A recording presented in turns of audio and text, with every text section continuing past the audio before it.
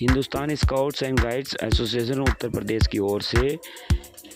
जिला बरेली में एक गोष्ठी का आयोजन किया गया, जिसमें विश्व तंबाकू निषेध दिवस के रूप में श्री जैसी पालीवाल मंडल संरक्षक पदाधिकारियों को बताया कि तंबाकू से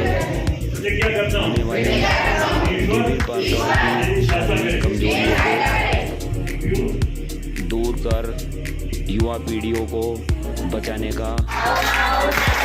प्रयास किया जाना चाहिए और यह योजना बड़े तरीके से इस पर सभी लोगों को अपना योगदान देना चाहिए। इसके लिए सभी लोगों ने शपथ लेकर भविष्य में तंबाकू का सेवन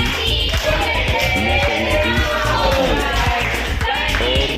को आगाह करते हुए नुक्कड़ नाटिका के माध्यम से लोगों को जागरूक किया।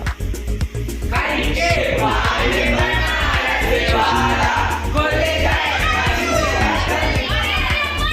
श्री हिमांशु सक्सेना एसोसी मुरादाबाद व जिला व मंडल के समस्त पदाधिकारी मौजूद रहे।